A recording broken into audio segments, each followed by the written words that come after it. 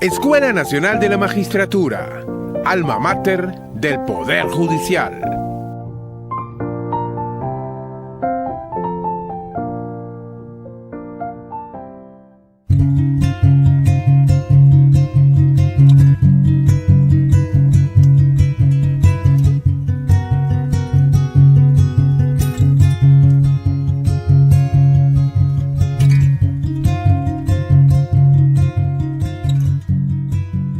Muy buenos días, tengan todas y todos. Cordial saludo, como siempre, en primer lugar, del magistrado Michael Moreno, presidente del Tribunal Supremo de Justicia, presidente de la Sala de Casación Penal.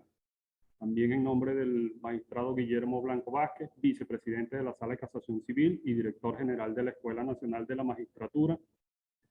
Hoy saludamos también a la magistrada Elsa Gómez, quien nos acompaña para continuar con este programa de actualización en materia penal. La magistrada, como ustedes saben, vicepresidenta de la Sala de Casación Penal y coordinadora de la Comisión Nacional de Justicia de Género del Poder Judicial. El tema que estará abordando la magistrada, que estará compartiendo con nosotros el día de hoy, es las medidas cautelares en el Código Orgánico Procesal Penal. La magistrada, lo decimos con mucho orgullo, es docente de la Escuela Nacional de la Magistratura desde hace muchísimos años. Nos ha acompañado en diversos programas. Ya vamos a conocer un poco más en cuáles programas nos ha acompañado la magistrada. En el Poder Judicial también, por supuesto, la magistrada tiene una trayectoria muy reconocida. Y bueno, por supuesto, hasta llegar a las más altas instancias en nuestro Tribunal Supremo de Justicia.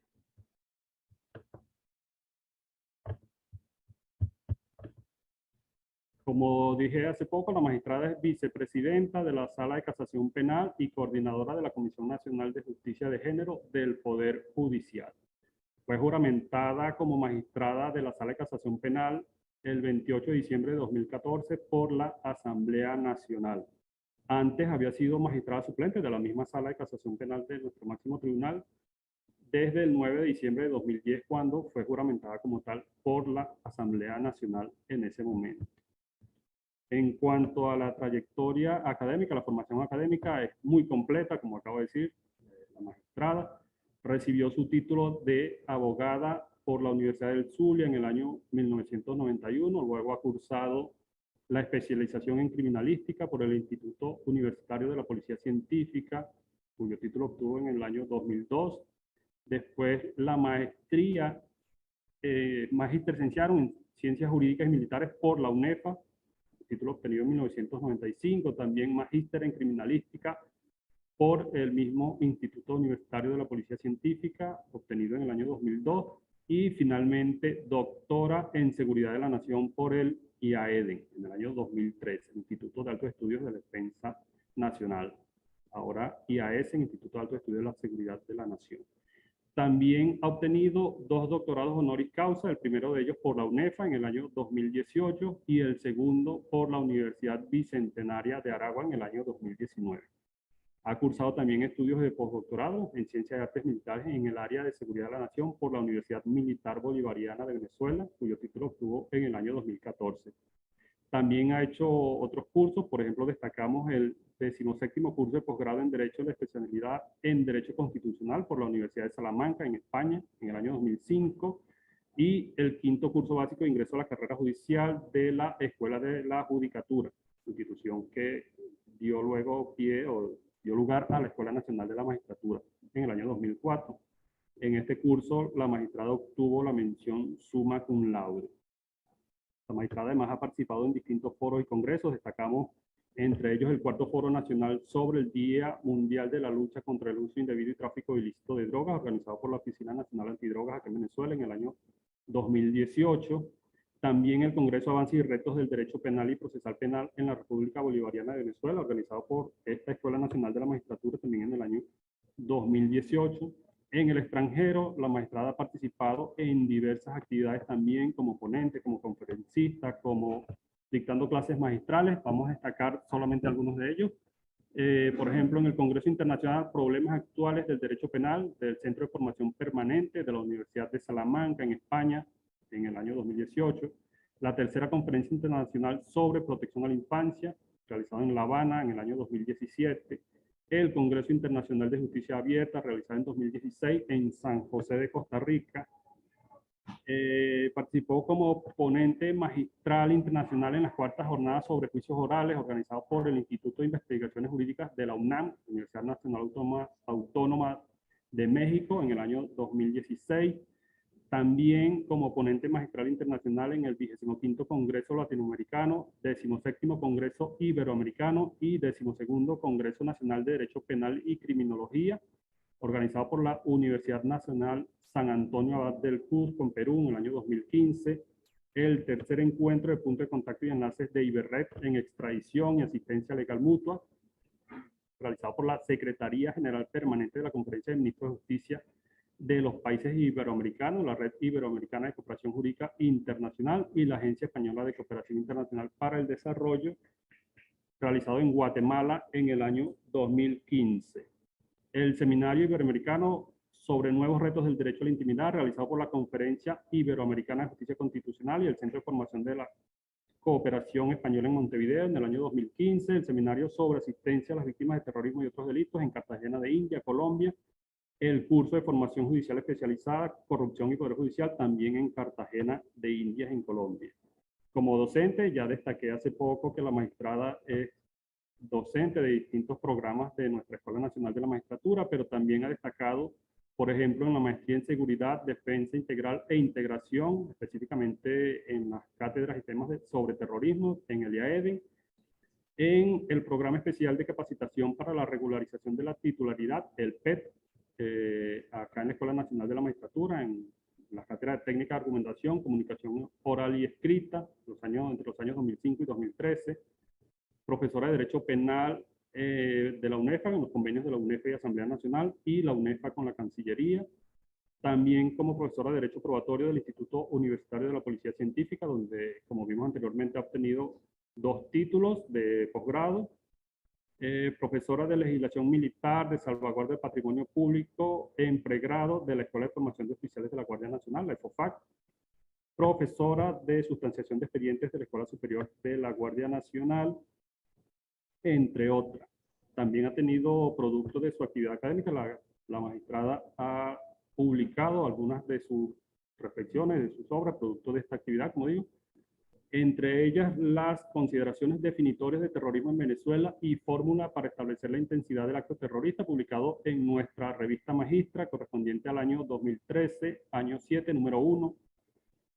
Publicó también Terrorismo, Seguridad Nacional, también otro artículo denominado El terrorismo como amenaza a la seguridad y defensa de la nación, propuestas de regulación del proceso de incineración de sustancias estupefacientes y psicotrópicas en el año 2002, valoración científica de los elementos criminalísticos del suicidio por ahorcamiento, también en el año 2002, la fase intermedia del proceso ordinario en el proceso penal militar en el año 97.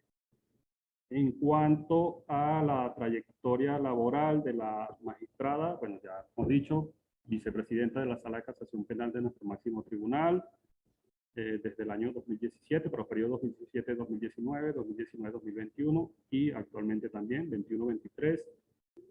Magistrada principal de la Sala de Casación Penal desde diciembre de 2014, magistrada suplente, lo habíamos mencionado también, desde el año 2010 de la misma Sala de Casación Penal. Antes había ejercido como jueza titular superior penal de la Sala 2 de la Corte de Apelaciones de Caracas desde el año 2005, jueza provisoria de la Sala Única de la Corte de Apelaciones con competencia en casos vinculados con delitos asociados al terrorismo, con jurisdicción a nivel nacional en el año 2004, jueza titular superior penal de la Sala 4 de la Corte de Apelaciones de acá de Caracas, año 2002, jueza 25 de control del Circuito Judicial Penal del Área Metropolitana de Caracas del año 2000, jueza 21 de juicio del Circuito Judicial Penal del Área Metropolitana de Caracas en el año 1999 y jueza temporal de la parroquia Caruao del Estado Vargas desde el año 98. Hemos destacado solamente la trayectoria jurisdiccional de la magistrada, las responsabilidades que ha tenido como jueza. Sin embargo, en otros ámbitos también ha tenido una reconocida trayectoria por toda su formación académica, por toda su trayectoria profesional, laboral, La magistrada ha sido acreedora de distintos reconocimientos. Vamos a destacar solamente algunos de ellos, son muchísimos, pero queremos destacar en los siguientes: medalla Cruz Honor al Mérito en su primera clase, conferida por la Fiscalía General Militar del Ministerio Popular para la Defensa de la República Bolivariana de Venezuela en el año 2019. El botón Honor al Mérito en su única clase, conferida por la Alcaldía del Municipio Mara del Estado Zulia en el año 2018. Reconocimiento conferido por la Alcaldía del Municipio Barinas, en el Estado Barinas, también en el año 2018. La Orden Militar Escudo de Occidente en su tercera clase del Comando Estratégico Operacional de la Fuerza Armada Nacional Bolivariana, el CEOPAN, en el año 2018. La Universidad Nacional Experimental Politécnica de la Fuerza Armada Nacional Bolivariana, la UNEFA, le concedió la medalla Dr. Humberto Fernández Morán en su única clase, también en el año 2018. Ha recibido también el reconocimiento del Consejo Legislativo del Estado Lara. La Escuela Nacional de la Magistratura también ha reconocido, también ha querido reconocer la trayectoria docente de la magistrada, específicamente en los programas relacionados con el área penal y el ya mencionado programa especial para la regularización de la titularidad de los jueces de la categoría A, B y C. También ha obtenido la Cruz de la Policía del Municipio Libertador en su segunda clase por la Alcaldía de Caracas, el botón Honor al Mérito en la tercera clase de la Dirección Motorizada de la Policía Metropolitana, el botón Honor al Mérito de la Corte Marcial, el botón Miembro Honorario de la Comisión Multidisciplinaria de Investigaciones Penales en el año 2003, la Orden Guaraira Repano en su primera clase concedida por la Cámara Municipal del Distrito Capital. Como dije anteriormente, son muchísimos otros reconocimientos que la magistrada ha obtenido. Hemos solamente mencionado algunos de ellos para que tengan una idea de la calidad de la ponente que nos estará acompañando el día de hoy. Por supuesto, para nosotros acá en la Escuela Nacional de la Magistratura, el magistrado Guillermo Blanco, y para el equipo que lo acompaña acá en la Escuela Nacional de la Magistratura, es un honor contar nuevamente con la magistrada Elsa Gómez Moreno. Magistrada, un gusto tenerla con nosotros compartiendo en este programa de actualización en materia penal. Cuando usted guste, nosotros estamos ya preparados para escucharla. Sea bienvenida. Hola, tengan todos y todas muy buenos días. Es un gran placer estar con todos ustedes para compartir un buen rato, unos minutos, un segmento con esa bella escuela, gracias a la iniciativa patrocinada por el presidente del Tribunal Supremo de Justicia, magistrado Michael Moreno Pérez, y por el director nacional de la escuela, magistrado Guillermo Blanco. De verdad que quiero que el día de hoy sea un día de comentarios generales. Ya ustedes, pues, ha sido un poco larga la presentación, porque como escuela me conocen desde hace muchos años, cuando comencé a dar mis primeros pasos en lo que es la administración de justicia. Y pues desde ese entonces siento y veo, según lo que ustedes han manifestado ahora, que han seguido mi trayectoria, una trayectoria muy bonita, y que me he sentido feliz de haberla realizado hasta este momento en que estoy viviendo y que estoy ocupando pues el cargo de magistrada de la Sala de Casación Penal del Tribunal Supremo de Justicia. Pues bien, hoy quiero hablarles de las medidas cautelares en el proceso penal venezolano. Estas medidas que son nuestros instrumentos de batalla para los participantes en esos procesos.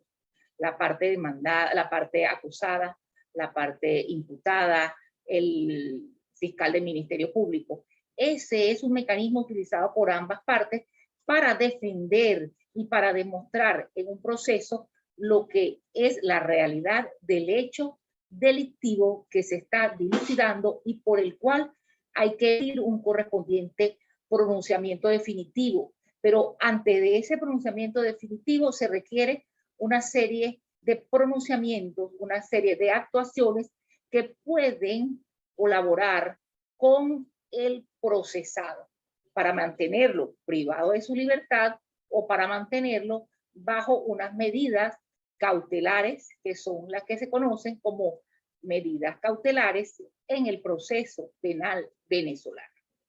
Así tenemos que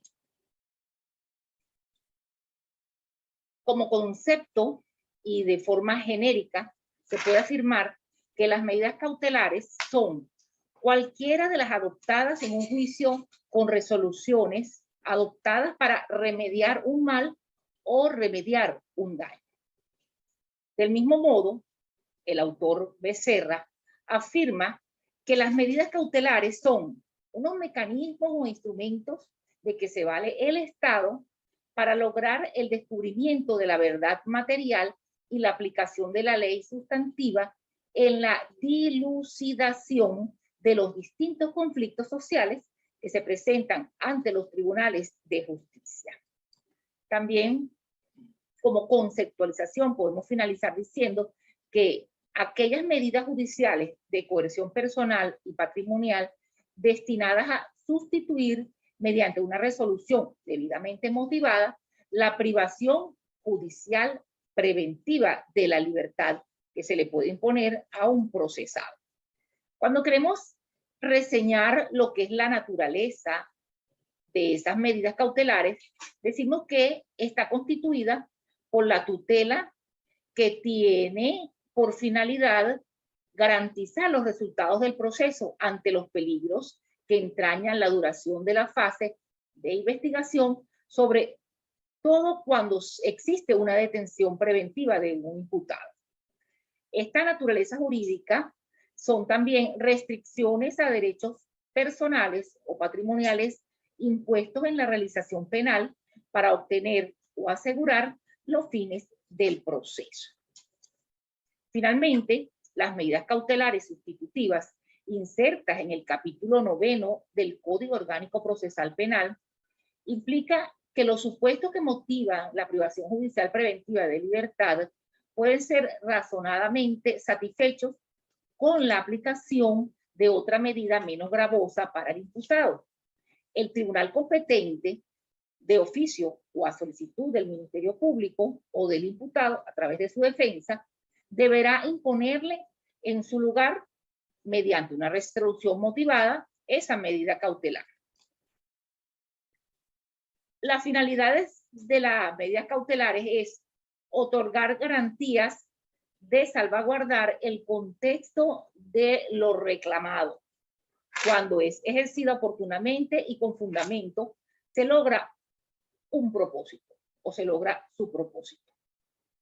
El demandado, al considerarse eventualmente condenado por la razón o verdad de los hechos alegados o por cualquier otra circunstancia, puede realizar, y en efecto se han visto numerosos casos en la praxis forense, para evitar el efecto de la decisión judicial adversa, dejando insatisfecha la pretensión del actor que ha justificado y probado los hechos alegados.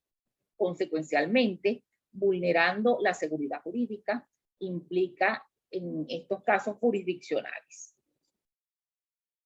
Se solicita, o si se solicita y se practica este tipo de medidas cautelares, y es, digamos, la primera característica que ellas presentan, la inaudita parte, pues carece de un contradictorio. La otra parte no está a sabiendas que le van a dictar una medida cautelar privativa de libertad. Y esta medida atiende al principio de la dispositividad, o sea, está contenida dentro de la norma. No es inmutable, ni tampoco es absoluta, es relativa, también es sustituible, ampliable o reducible, o sea que puede ser modificada. No surte efecto de cosa juzgada, porque no es definitiva, es material o formal. Es las medidas cautelares un instrumento, es un instrumental. ¿Por qué? Porque consiste en una relación de dependencia o subordinación respecto a la resolución definitiva sobre el fondo del asunto que se está planteando. Así pues que, del mismo modo, las medidas cautelares es un instrumento eminentemente procesal. No es en sí mismo, sino que constituye un medio para permitir que el proceso se lleve a cabo. Es una garantía, como su nombre lo indica. Es provisional, es otra característica de las medidas cautelares. Es decir, caduca con el fin del juicio en su etapa cognoscitiva. Caduca al cesar la causa que la generó. Se suspende o se revoca a petición de solicitante de la medida. Quiere decir que está muy bien reflejado ese carácter provisorio de la medida cautelar sustitutiva. Asimismo, esta característica, a los efectos de su duración limitada en el tiempo, se extingue una vez que se dicte la resolución final, que dentro del argot jurídico se llama sentencia definitiva o sentencia definitivamente firme. Las medidas cautelares no generan ni causa daños ni perjuicios. Se deviene como una consecuencia de una acción ya ejercida, lo que es el principio de la jurisdiccionalidad. Luego, su procedencia está legalmente establecida en el Código Orgánico Procesal Penal, específicamente en el artículo 242, que establece que los supuestos que motivan la privación judicial preventiva de libertad pueden ser razonablemente satisfechos con la aplicación de otra medida menos gravosa para el imputado, por lo que el tribunal competente de oficio o a solicitud del Ministerio Público o del imputado o de la imputada deberá imponer en su lugar medidas menos gravosas, como es la resolución motivada. Algunas medidas que podemos considerar y que podemos señalar son las siguientes. Tenemos en principio la detención domiciliaria. Esto, si se quiere, es como un caballito de batalla muy solicitado por la parte en el proceso, y que es la detención en su propio domicilio o en custodia de otra persona. También puede ser sin vigilancia alguna o con la que el tribunal así ordene, que es lo que llamamos en algunas oportunidades detención domiciliaria con apostamiento de la policía. La obligación de someterse al cuidado o vigilancia de una persona o institución determinada, la que informará regularmente al tribunal si esa persona ciertamente se encuentra dentro del domicilio que le ha señalado el tribunal, debe permanecer mientras pese sobre él o sobre ella la medida cautelar de arresto domiciliario. La presentación periódica ante el tribunal o la autoridad que éste designe es otra de las medidas cautelares que se presentan dentro del proceso penal y que podemos considerarlas menos gravosas, y así es solicitada por el imputado o la imputada, y muchas veces por la gravedad del delito el mismo Ministerio Público puede también solicitar su aplicación temporal. Luego tendríamos la prohibición de salir sin autorización del país, de la localidad de la cual reside o del ámbito territorial que fija el tribunal. Esta es una medida muy llamativa porque existen personas que están siendo enjuiciadas, mujeres o hombres, y que al prohibirse salirse del país es porque se tiene la sospecha que tiene las condiciones y las posibilidades de poder evadir la justicia, traspasando las fronteras del Estado venezolano donde está siendo enjuiciado. Otra medida cautelar es la prohibición de concurrir a determinadas reuniones o lugares. Esta tiene que ver con el desplazamiento del imputado o de la imputada, lo cual quiere decir que se le limita por condiciones de seguridad de las personas que pudieron haber resultado víctimas dentro del proceso, que éste invada su espacio, y por eso, como medida cautelar, se le puede poner la prohibición de concurrir a determinados lugares o reuniones donde pueda estar presente la víctima o el victimario o la víctima del proceso. Luego también, otras medidas cautelares, la conocida como la prohibición de comunicarse con personas determinadas, siempre que no afecte el derecho a la defensa. Fíjense que es una medida de prohibir la comunicación del imputado o de la imputada con la persona que ha resultado víctima.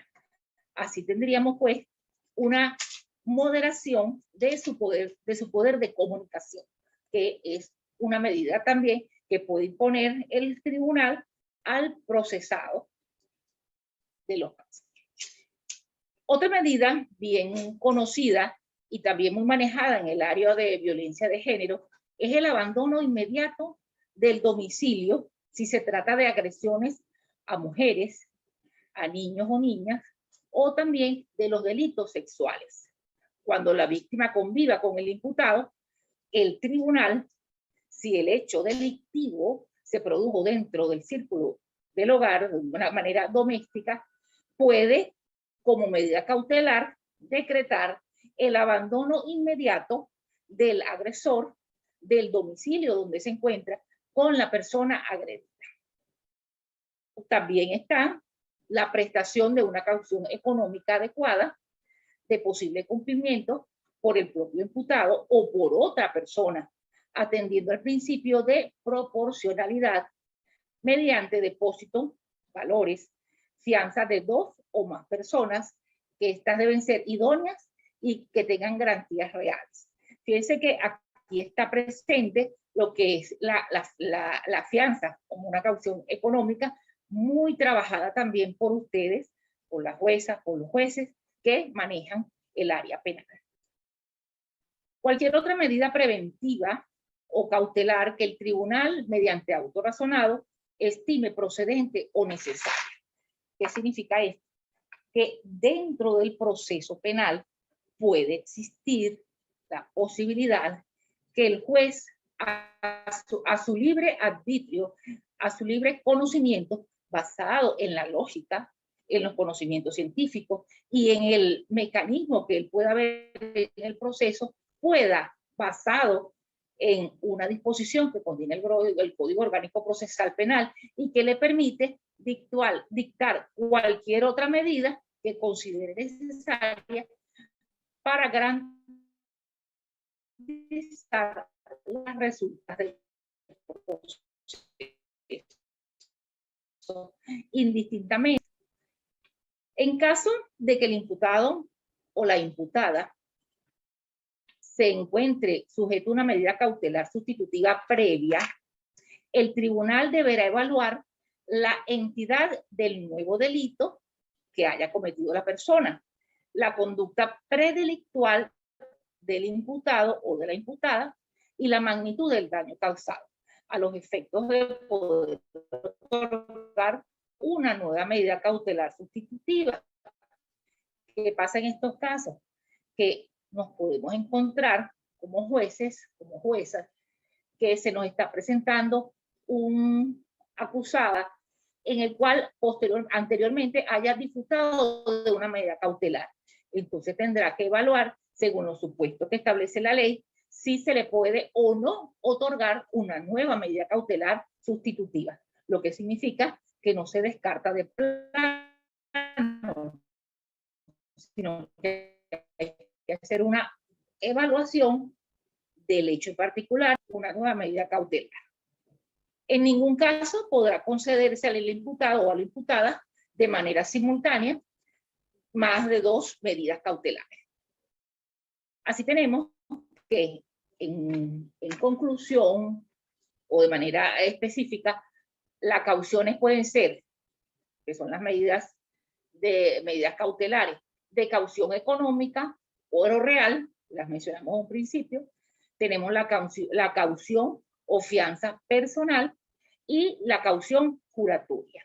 Son 3 figuras que establece la ley.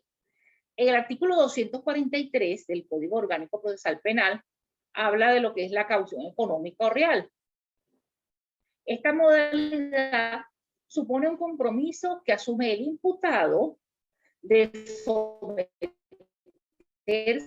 a las condiciones fijadas por el tribunal, consignación de una suma de dinero, cuyo monto fijará el tribunal en atención a los siguientes elementos. Entonces, aquí tenemos lo que es económica o caución real. Primero, la persona que va a presentar esa caución económica tiene que tener un arraigo en el país, arraigo del imputado, que debe estar determinado por su nacionalidad, empezando por allí, por el domicilio, que debe ser presentado al tribunal, la residencia, el asiento de su familia, así como las finalidades para abandonar definitivamente el país o permanecer oculto. Esta persona imputa, permiso para retirar un momento el tapabocas, estamos aquí separados. La capacidad económica del imputado o imputada se toma en consideración a los fines de poder otorgar esta caución económica o caución real.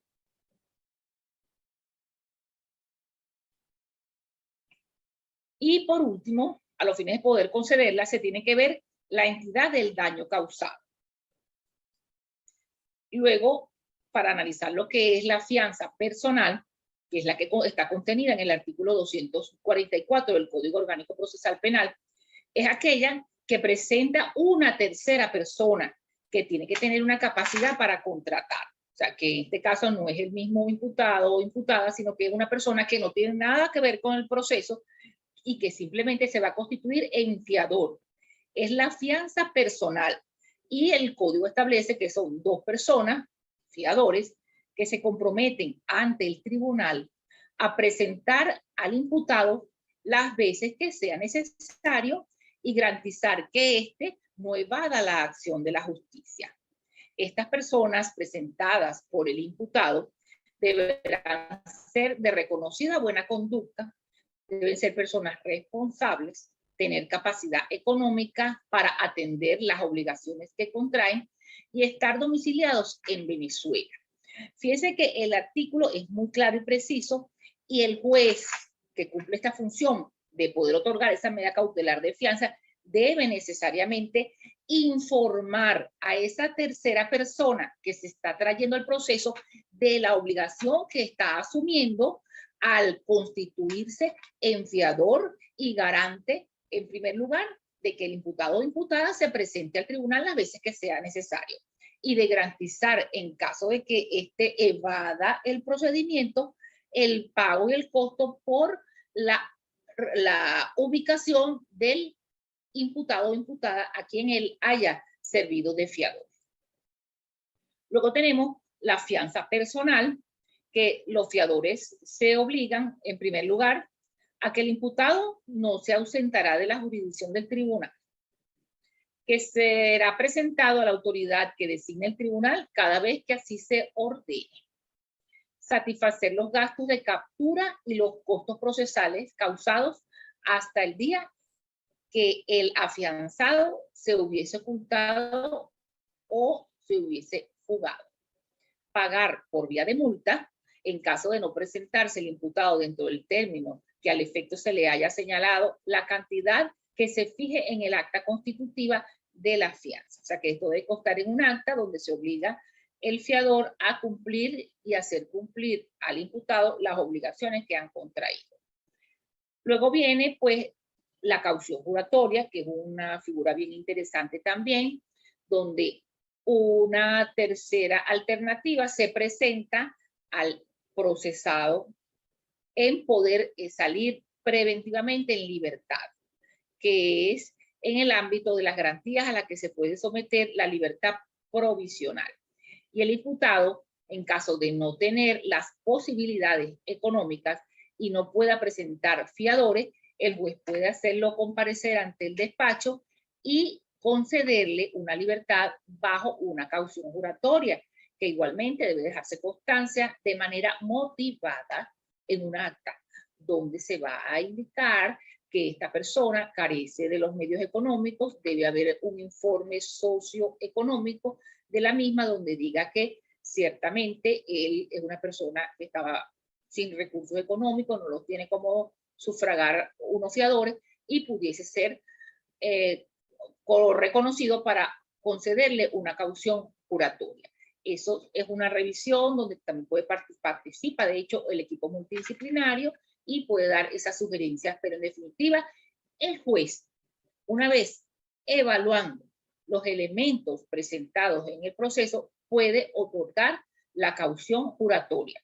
Como ven, todo tiene salida, todo tiene posibilidades de poder traer al proceso las medidas cautelares, que no es más que la posibilidad que tiene el imputado o imputada de poder estar con una libertad restringida. Una libertad que va a ser restringida porque se debe hacer comparecer o va a comparecer las veces que sea llamado por el tribunal hasta la definitiva resolución del proceso al cual se le ha imputado o se le ha acusado. La caución juratoria la tenemos contenida en el artículo 245 del Código Orgánico Procesal Penal. Esta caución juratoria es cuando el tribunal podrá eximir al imputado de la obligación de prestar caución económica cuando, a su juicio, éste se encuentre en la imposibilidad manifiesta de presentar fiador o no tenga capacidad económica para ofrecer la caución, y siempre que el imputado prometa al proceso no obstaculizar la investigación y abstenerse de cometer nuevos delitos. Ya vamos a ver lo que es la revocatoria de las medidas cautelares. Por ahora les concluyó informando que en el caso de la caución juratoria procede la imposición de esta medida cautelar cuando, a juicio del tribunal, el imputado se encuentra en la imposibilidad manifiesta, ya lo decíamos anteriormente, de presentar un fiador porque no tiene la capacidad económica para ofrecer esa caución. Y en este caso, la garantía es su palabra, su juramento ante el tribunal de que él se va a someter a las condiciones establecidas por el tribunal en un acta. Dicha garantía se concreta con esa promesa bajo juramento que presenta el imputado ante el tribunal mediante el acta que debe estar debidamente suscrita por él, de cumplir con todas las condiciones que se le impongan y garantizar su comparecencia al proceso. De incumplirla, pues, se produce la revocatoria de la misma inmediatamente. El procesado tiene cierta obligación. Está contenida en el artículo 246 del Código Procesal Penal. Y es que al decretarse una medida cautelar sustitutiva, el imputado se delegará mediante acta firmada a no ausentarse o se obligará pues a no ausentarse de la jurisdicción del tribunal o de la que el tribunal le haya fijado y a presentarse al tribunal o ante la autoridad que el tribunal le haya designado en las oportunidades que se le señalen. A tal efecto, señalará el tribunal dónde debe ser notificado y bastará para ello que se le dirija allí la convocatoria. El momento en que se puede eliminar estas medidas cautelares otorgadas en el proceso está contenido en el artículo 248 y se refiere a la revocatoria por incumplimiento. Cualquiera de las que hemos nombrado hasta ahora pueden ser objeto de revocatoria por motivo del incumplimiento. La medida cautelar acordada al imputado o imputada será revocado por el juez de control o el juez de juicio, o previa solicitud también del Ministerio Público o de la víctima que se haya constituido en querellante en los siguientes casos. Primero, cuando el imputado o la imputada apareciere fuera del lugar donde éste debe permanecer. Si se ha desplazado a otro lugar, eso es un motivo de revocatoria. Cuando no comparezca por motivo injustificado ante la autoridad judicial o la autoridad del Ministerio Público lo cite y no comparezca, o sea, por falta de comparecencia a el órgano judicial que a este se le haya señalado. También cuando incumpla sin motivo justificado a una de las cualquiera de las presentaciones a que está obligado a hacer. Quiere decir que puede existir la posibilidad que a algún imputado o imputada se le presente un inconveniente, una enfermedad grave, un accidente o cualquier circunstancia que se puede presentar a cualquier ser humano por la cual no pueda comparecer, pero debe notificarlo inmediatamente al tribunal para que se evite el inconveniente de revocarse la medida cautelar de la cual está gozando. Pero esas son situaciones que hay que llevar muy precisas porque si no conllevaría a mayores dificultades para el proceso y también a una tardanza porque circunstancias que impiden el avance del proceso. La revocatoria por incumplimiento es cuando se determine que el imputado debe ceder, al tiempo de cederle concedida una medida cautelar sustitutiva, le hubiese sido acordada otra con anterioridad En este caso, el juez apreciará las circunstancias del caso y decidirá al respecto. Ya lo decíamos anteriormente, puede ocurrir que una persona que haya sido beneficiaria de una medida cautelar previa pueda optar por otra medida, pudiese, pero requiere necesariamente de la valoración por parte del tribunal y la debida motivación que justifique esa segunda medida cautelar, lo cual nos conlleva a pensar y a considerar que la segunda medida cautelar no está expresamente prohibida para un imputado, sino que esta puede ser otorgada, pero señores, lo básico dentro de nuestro trabajo como administradores de justicia es motivar, justificar mediante actas lo que estamos diciendo para que el que lee, el que se indaga sobre un determinado proceso, sepa el por qué se ha otorgado una medida, el por qué se ha revocado o el por qué se le ha otorgado una segunda medida a un procesado o imputado o una imputada. Luego, pues, la revocatoria de las medidas cautelares sustitutivas es cuando el imputado no pueda ser aprehendido. Dará lugar a la ejecución de la caución a la cual éste se haya obligado. Es allí donde, pues, entra en funcionamiento el órgano judicial a ejecutar las garantías que le hayan presentado terceras personas, como es el caso de los fiadores, a poderlas ejecutar para que se sufrague el costo o lo que sea necesario para poder obtener la captura de la persona que se haya evadido y por el cual él se ha comprometido a que éste se presentara. Luego hay una figura bien interesante que también es trabajada muchísimo a nivel de los tribunales en primera y segunda instancia, ante los tribunales de instancia, que es el examen y revisión de las medidas cautelares. Este es un instrumento que está contenido en el artículo 250 del Código Orgánico Procesal Penal y que establece que el imputado podrá solicitar la revocatoria o también podrá solicitar la sustitución de la medida judicial de privación preventiva de libertad las veces que lo considere pertinente.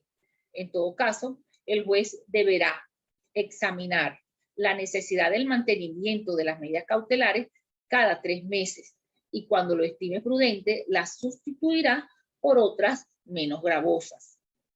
La negativa del tribunal a revocar o sustituir la medida no tendrá apelación.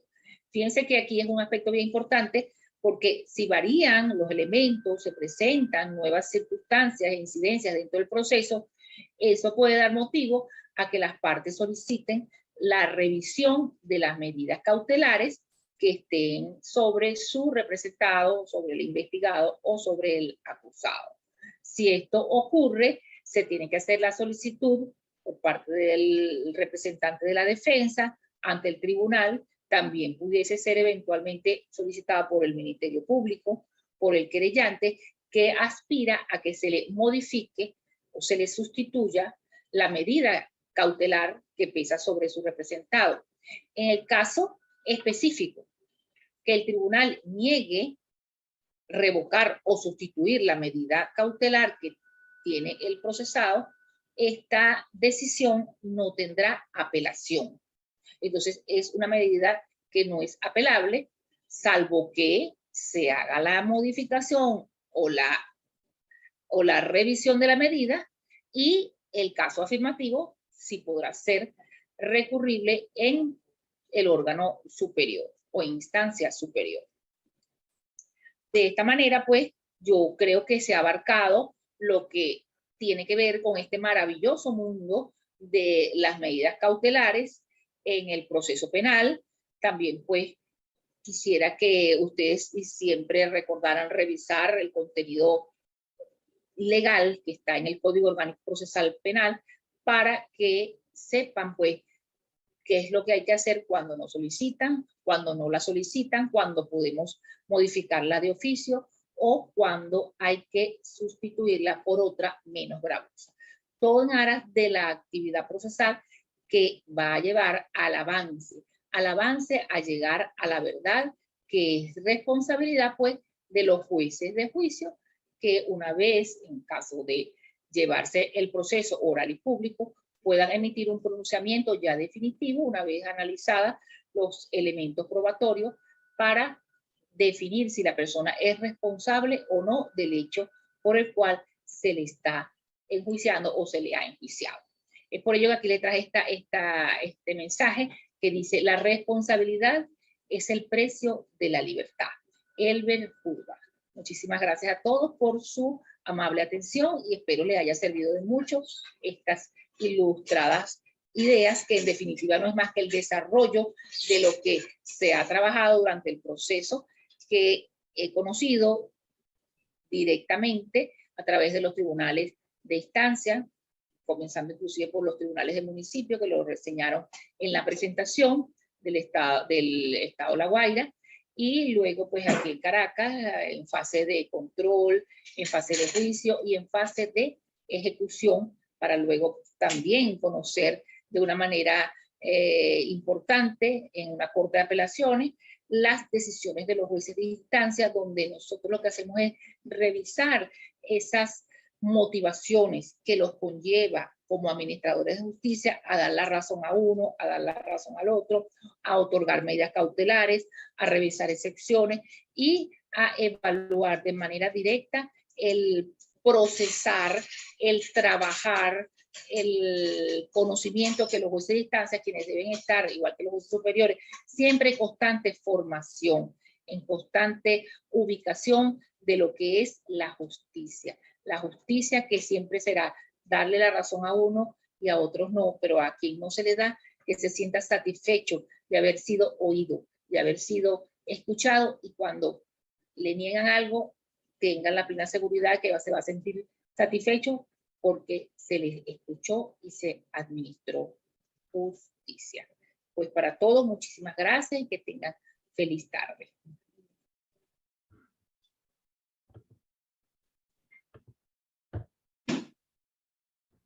Magistrada, muchísimas gracias por su presentación, gracias por tomarse el tiempo para acompañarnos la mañana de hoy. Sabemos la cantidad de trabajo que tiene usted allí, bueno, al frente de esas dos responsabilidades en el Tribunal Supremo de Justicia, en la Sala de Casación Penal como vicepresidenta, y también asumiendo la coordinación de la Comisión Nacional de Justicia de Género del Poder Judicial. Es un trabajo, lo conocemos nosotros, un trabajo enorme. Hemos trabajado antes, bueno, con usted y también con la comisión, y sabemos que es así. Y conociéndola a usted y el tesón que le pone a su trabajo, bueno, no dudamos que usted seguramente saldrá a altas horas de allí de su oficina, de su despacho. Para nosotros ha sido un honor, magistrada. Por acá nos llegan comentarios, por supuesto, a través de nuestras redes, de los grupos que tenemos para coordinar con las distintas sedes, los presidentas del circuito judicial penal a nivel nacional. Por supuesto, elogiando su presentación. Fíjese por acá, permítame leerle, por favor. Desde el estado Zulia, por ejemplo, desde el estado Zulia le mandan saludos, dice: excelente ponencia, por ahora no tienen preguntas, dicen ellos. Desde Acarigua también, desde Cumaná, desde Guárico, desde Valles del Tuy, desde el estado Sucre, desde el estado del Tamacuro. Bueno, en fin, todos, bueno, agradeciendo su presentación, felicitándola por sus palabras, por compartir sus reflexiones el día de hoy. Hasta ahora no nos han llegado preguntas, magistrada. Si hubiese, por ahora, mientras nos llegan las preguntas, Táchira dice presente y sin preguntas por el momento, nos señalan por acá. Si hubiese algún tema, magistrada, que usted crea que quiera precisar un poco más, que quiera profundizar en él, agregar algún punto que se le haya quedado allí como en el tintero. Desde el estado Lara, desde el municipio Morán, mandan saludos también. Por supuesto, doctora, muchos tribunales de violencia, circuitos de violencia también conectados, le envían sus saludos por acá también. No sé si usted quisiera agregar algo más, magistrada, mientras no. No, llegan preguntas de las distintas sedes. Peter, por favor, para que la magistrada... Sí, claro. Ante todo quisiera darle las gracias y también retornarle los saludos a toda la gente a nivel nacional que se ha conectado, gracias a Dios, a través de estos medios telemáticos. Para mí cada uno tiene una significación muy especial porque con todos los estados me he comunicado.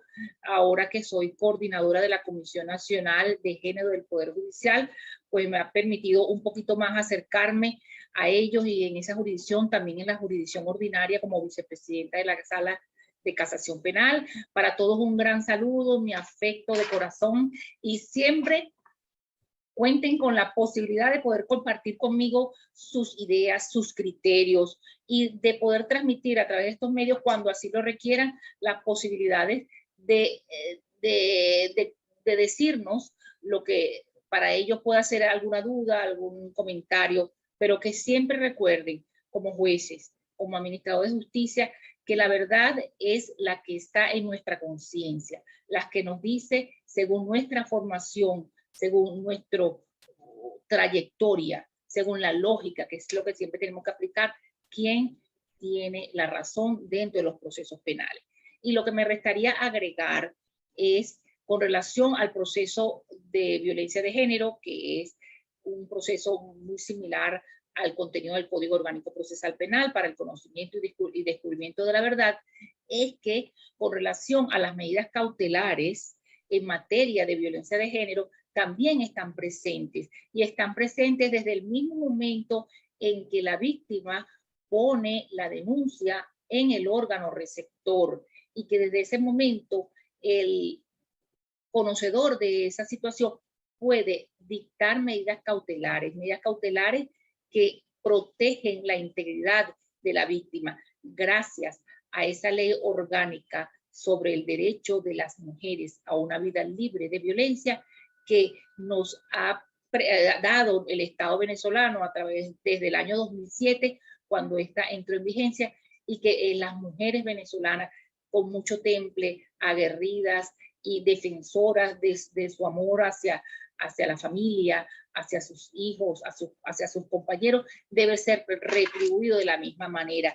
Y cuando no lo es así, existen los mecanismos. Por eso cuando ellas tienen algún inconveniente deben poner la denuncia porque el Estado venezolano a través de la jurisdicción de violencia de género las puede proteger de manera inmediata a través de estas medidas cautelares que están contenidas tanto en la ley especial que le acabo de mencionar como el Código Orgánico Procesal y el Código Civil que de manera supletoria pueden ser aplicadas en los procesos.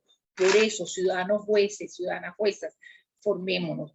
Nunca dejemos de estudiar, de aplicar un poquito del conocimiento académico a cada uno de los casos que se nos presenta. Son muchos, pero en la medida que lo vamos realizando, se nos hace más fácil y le vamos tomando cariño y amor a lo que estamos haciendo. Gracias a todos y que en verdad muy agradecida por sus saludos y sus buenos comentarios a través de las redes y a través de esta videoconferencia. Pues si hay alguna pregunta, muchísimas gracias y si no, nos seguiremos viendo y siempre a la orden para estar presta a cualquier otro foro, cualquier otra conferencia de cualquier tópico en el cual yo los pueda apoyar a través de la Escuela Nacional de la Magistratura. Gracias. Muchísimas gracias, magistrada. Por acá le envían un saludo muy especial. Es la magistrada Marisela Godoy quien la felicita por su presentación. La magistrada Godoy nos ha estado acompañando la mañana de hoy. Desde acá le enviamos nuestro saludo también, por supuesto el saludo del magistrado Guillermo Blanco Vázquez, nuestro director general. Gracias. También le hacen llegar saludos desde Nueva Esparta, desde los jueces del sistema de responsabilidad penal del adolescente del estado Mérida, desde la extensión Cabimas, desde La Guaira también. Desde La Guaira usualmente se conectan los jueces y juezas de violencia contra la mujer. Y bueno, en fin, así. Nos acaba de llegar una pregunta, magistrada, desde el Circuito Penal del Estado Trujillo. Ellos preguntan lo siguiente. Bajo los lineamientos del artículo 243 del Código Orgánico Procesal Penal, ¿qué institución va dirigida, a qué institución va dirigida, perdón, la caución económica? ¿A qué institución va dirigida la caución económica? Fíjense que cuando se presenta la posibilidad dentro del proceso de poder un tercero participar dentro del mismo, su obligación va dirigida al órgano jurisdiccional, porque este será el que, en caso de incumplimiento del contrato, que en definitiva el tercero firma para garantizar la ubicación y la constante presentación del imputado o imputada al proceso, es ante quien se le va a presentar. No hay otra. Es ante el órgano judicial, la institución a la cual se le presenta esta figura de caución económica. Gracias, magistrada. Excelente. Bueno, no nos ha llegado preguntas, sí continúan llegando, son saludos. Por ejemplo, desde las sedes de Barcelona y Carúpano, desde Punto Fijo, Santana de Coro, desde Cumaná, por supuesto, Cabimas, desde Tucacas. ¿Pasan ahí? Bueno, en fin, desde Amazonas, incluso magistrada también le envían su saludo. La presidencia de circuito del estado de Amazonas también le envían su saludo. No nos han llegado más preguntas, magistrada. Ahora sí, bueno, reiterar además de parte de nosotros acá en la Escuela Nacional de la Magistratura el agradecimiento como lo hacemos siempre, con todos los presidentes, todas las presidentas de circuito que hacen un esfuerzo tremendo para coordinar a los equipos que tienen a su cargo, especialmente los equipos de informática de cada una de las sedes, para que podamos llegar, la Escuela Nacional de la Magistratura pueda llegar con ponencias como la que hoy nos ha ofrecido la magistrada Elsa Gómez para nuestros servidores y servidoras judiciales. Doctora, nuestro saludo, un honor haberla tenido con nosotros.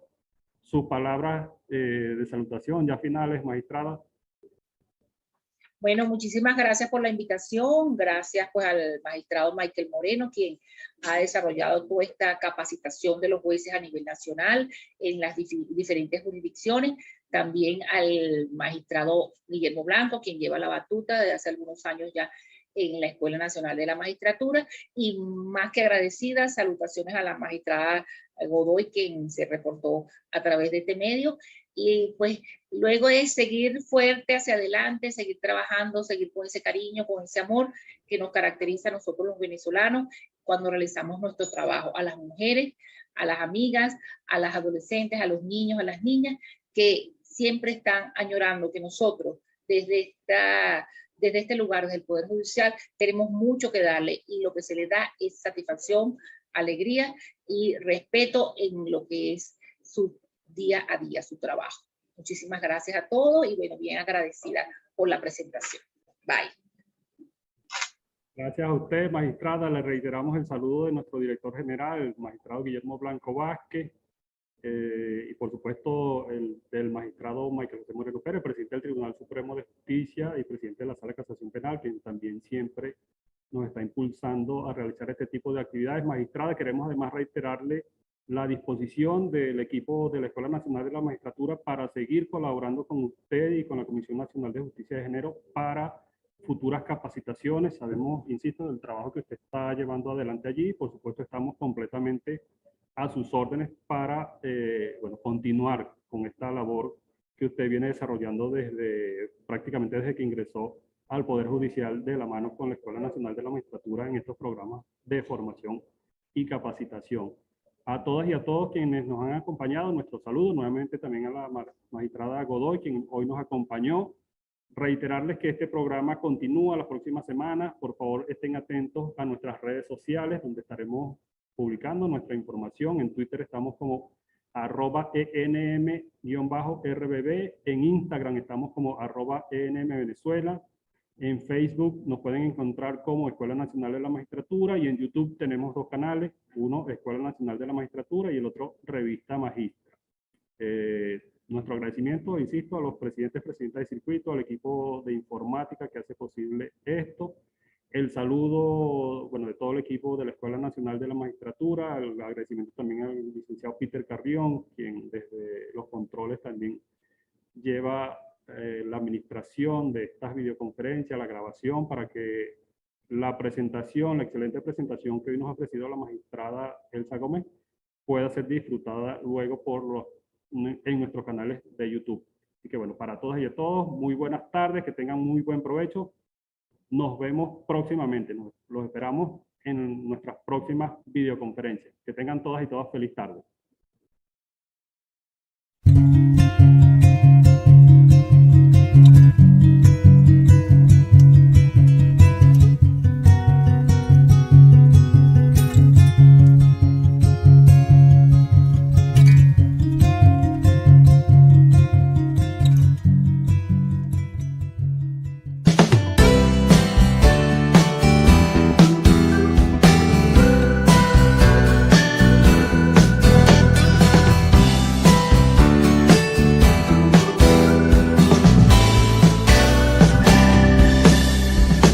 Escuela Nacional de la Magistratura, alma mater del Poder Judicial.